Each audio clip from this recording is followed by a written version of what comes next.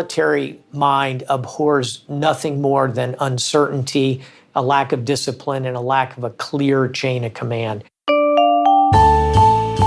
Hi, I'm Ian Bremmer, and welcome to the GZERO World Podcast. It's an audio version of what you can find on public television, where I analyze global topics, sit down with big guests, and make use of little puppets. This week, I sit down with retired U.S. Navy Admiral James Stavridis. Let's get to it.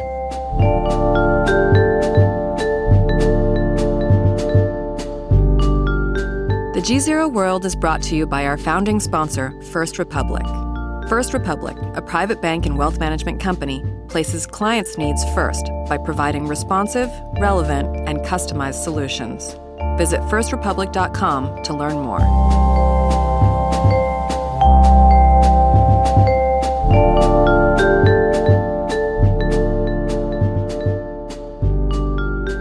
And I have Admiral James Stavridis, former Supreme Allied Commander of NATO. Good to be with you, Jim. You say that very well. Thank you. Do I? I feel like you have to run that introduction up the flagpole. You have no idea how many different alternative mentions there are, from Supreme Commander to Allied Commander Supreme to El Supremo. It's just Have you gotten Supreme Leader?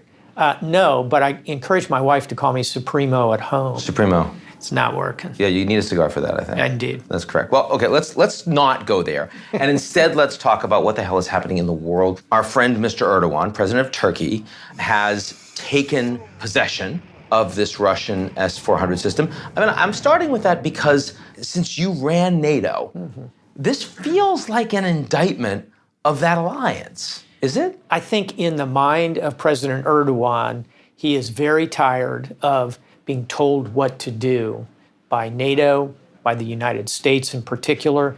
And he's a very prideful man. I got to know him reasonably well when he was prime minister and I was Supreme Allied Commander. He sees Turkey as not a bridge between East and West, Ian, but a center of power unto itself. And he feels Turkey is not sufficiently respected. All of that collides with his concerns about U.S. support to Kurds in Syria, as well as this nagging sense of rejection Turkey continues to feel about not being allowed to join the European Union. As a full member. Right. So, the candidate member. Where this comes out is President Erdogan, if he were in this chair, would say, so I am looking for other mechanisms to help create security for my nation, hence I purchased this system.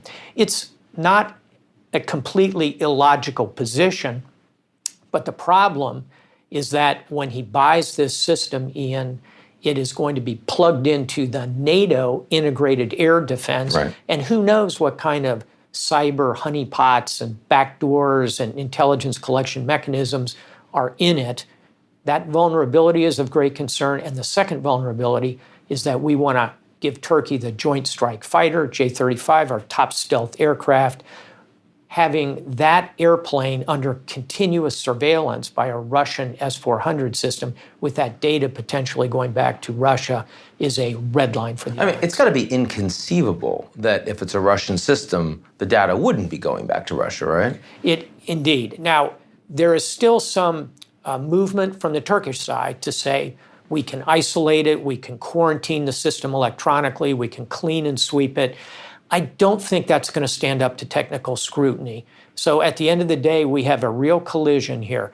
Now, where will it go? I think on the spectrum that runs from we all just shrug our shoulders and say, hey, we'll just kind of live with this, to Turkey bails out of the alliance or is asked to leave the alliance, it's kind of parked in the middle. The sanction will be the withdrawal of the J-35 Joint Strike Fighters, the stealth fighter. And I think there'll be blowback from the Turks when we do that. How that manifests remains to be seen. So you said that this is something that the Turks feel, that Erdogan feels is important to his defense. I mean, you know what this system does, this missile defense system. Is it actually important to Turkey's defense? There are alternatives which would work just as well. And I'll give you one. It's the Patriot missile system made here in the United States. There are Israeli, as you know very well, air defense systems that are as capable as the S-400. The Iron Dome system. Yeah, built out the Aero. Raytheon, exactly. Right? Yeah.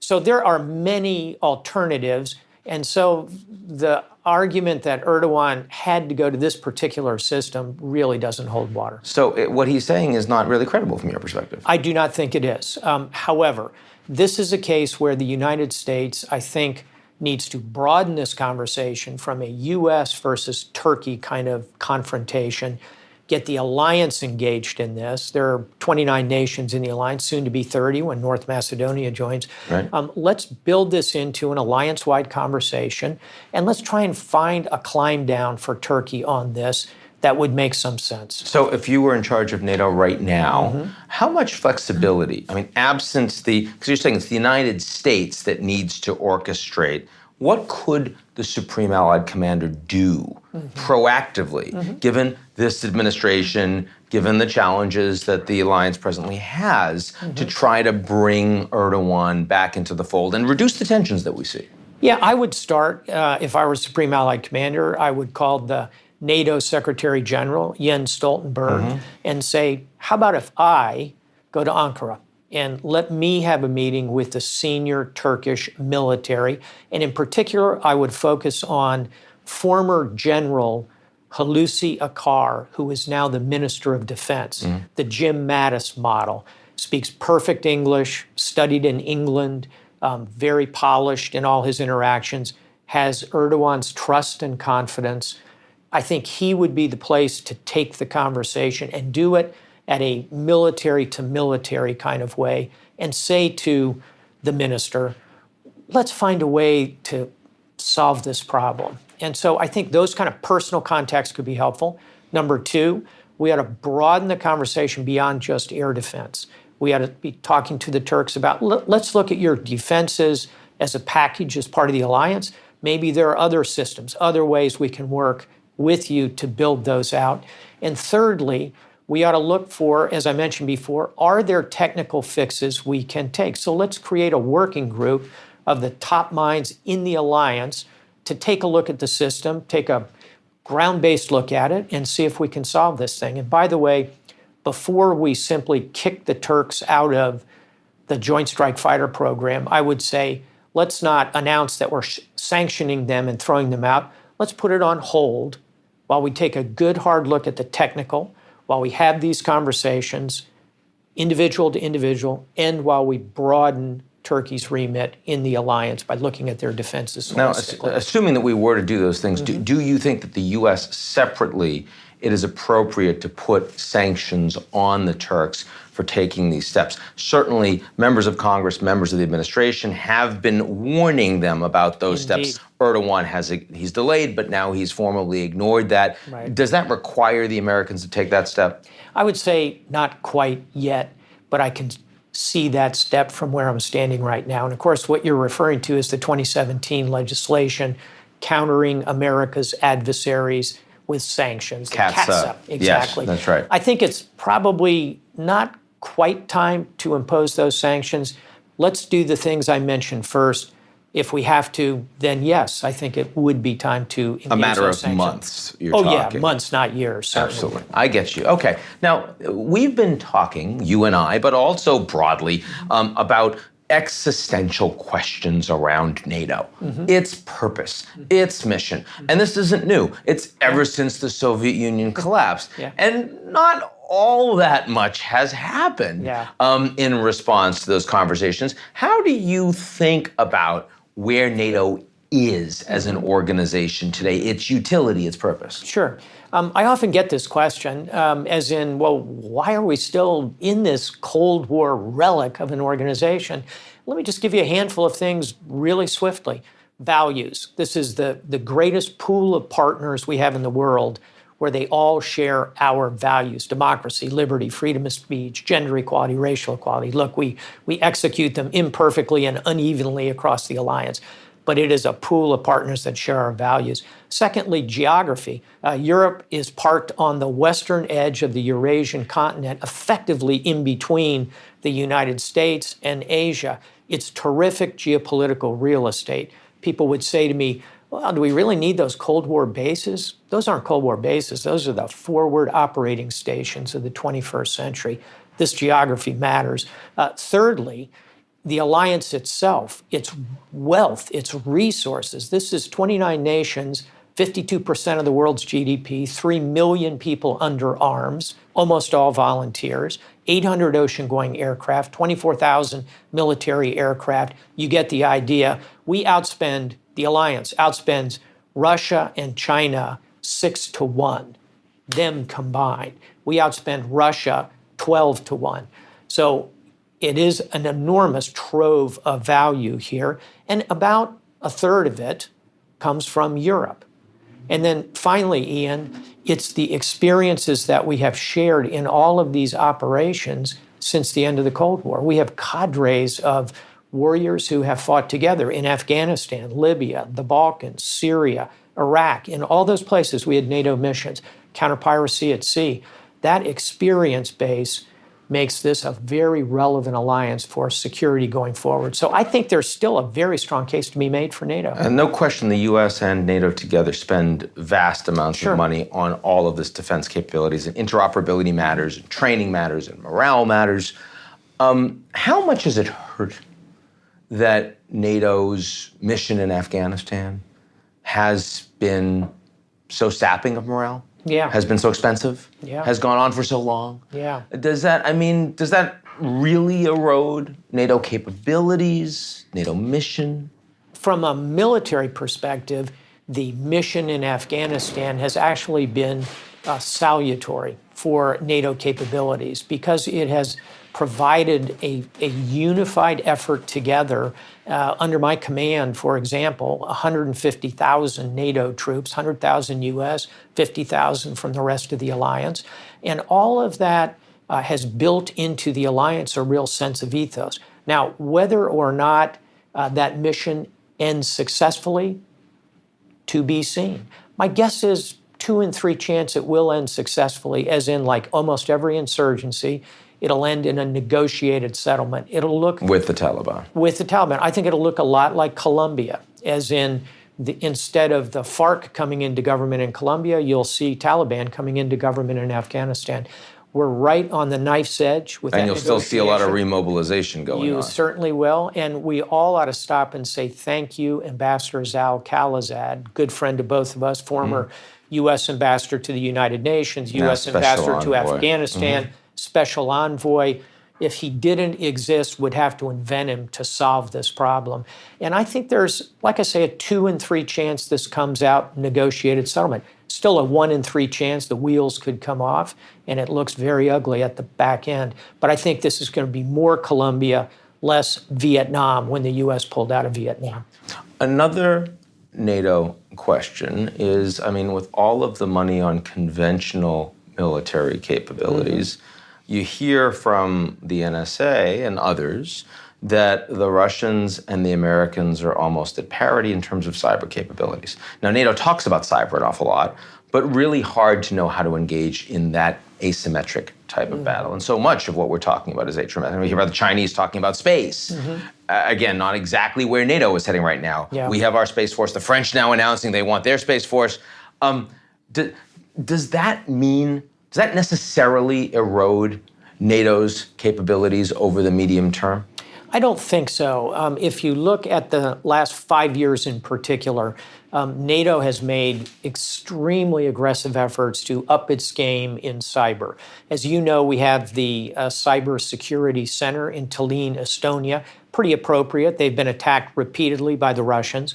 And the leading NATO cyber countries, United States, Great Britain, France, some degree Germany is not terrible in this space, are working together more and more to share ideas, to trade information. We're not quite exposing our full package of tools, and I don't think we will. But over time, Ian, I think you'll see cyber weapons treated the way nuclear weapons are in the alliance. Britain has them, France has them, the United States has them. There'll be a set of those nukes that are effectively apportioned to NATO. And so you'll see those cyber tools, I think, gravitate in that direction over time. Not there yet. NATO's aware of it and moving appropriately. Now, if that's the way that we're going to eventually handle cyber weapons, and obviously cyber weapons are unlike nukes in the sense that we do engage in offensive use of those weapons all the time. Right. Do you believe that we will see combined cyber offensive capabilities that will come from NATO? I do. And in fact, we have a role model, if you will, and it's not a good one. It's the invasion of Georgia in 2008 by Russia. By the Russians. That will go down in military history as the first time that there was a combined cyber attack with kinetic bombs, rockets, troops, tanks. It won't be the last. And in fact, every conflict going forward is going to have a cyber component to it. You are correct that now we use them in a kind of a tactical context. And President Trump, I think, correctly reached for a cyber weapon against Iran. Against Iran after the attacks on the tankers. John Bolton said we were opening the aperture on Correct. cyber offensive capabilities. Indeed. Did it scare you when he said that? No, it really doesn't. I think that we need to understand, however, that at the far end of that aperture are society-busting kinds of cyber tools that can permanently damage, for example, an electric grid. That would be comparable to the use of nuclear weapons in many scenarios. We're not there yet. We don't, in my view, want that aperture to open wide and start reaching for those kind of tools on the mistaken assumption that, well, we're not knocking down buildings and therefore this isn't as bad as a nuclear weapon. So that regime that has kept us from using nuclear weapons of deterrence has yet to be constructed in the cyber world. We're talking a lot about NATO. We haven't talked much about America. We don't have a Secretary of Defense, but we are told that it is not changing the operations, the management, the functioning of the DoD at all. Is that right for you? Is that credible? No, I find that not credible as an explanation. And for starters, the uniformed military looking up toward a civilian chain of command appropriately. You know, the military mind abhors nothing more than uncertainty, a lack of discipline, and a lack of a clear chain of command. So there's a problem internally as our uniformed military kind of says, who's really running the joint? And then secondly, our allies kind of don't know who to pick up the phone and call because is this person going to be there 3 weeks from now? What's the remit of the job? And then thirdly, our opponents look at it with glee because they feel as though there's got to be confusion and missteps. And we all know this, whether you're running 1 million people at NATO or 2 million people in the U.S. Department of Defense, if you don't have clear, consistent people who are in place for a relatively long period of time, efficiency goes down. So we ought to be concerned. Having said all that, the institution will weather this. Now, morale issue on that side, functionality issue on that side. On the other hand, Obama administration period, defense budgets shrinking. Yeah. Trump administration period, defense budgets so far expanding. How much is that affecting morale on the other side? It's positive. And let's face it, military people have strong ideas and they want a strong level of national defense. So certainly there's been a morale upswing in the military. And if you look at polling of the military, you'll find significant support for President Trump. On the other hand, military people do not like a lot of change and uncertainty. Many were disappointed at the departure of General Secretary Jim Mattis. I think that right now, the best thing the Trump administration could do would be to settle out on the team in the Pentagon, get them in place, show confidence in them. That would go a long way toward righting the uncertainty of the moment. Admiral James Stavridis, if I wasn't a civilian, I'd salute you. That's our show this week. We'll be right back here next week, same place, same time, unless you're watching on social media, in which case it's wherever you happen to be. Don't miss it. In the meantime, check us out at GZEROmedia.com.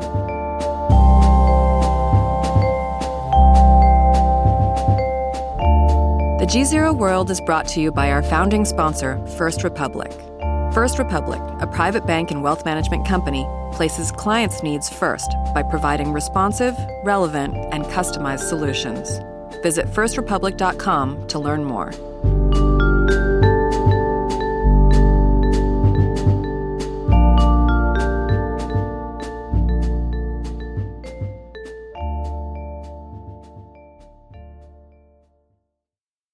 You're listening to the GZERO World with Ian Bremmer podcast, your weekly geopolitical deep dive into the world's biggest news stories, featuring in-depth conversations with global leaders and newsmakers.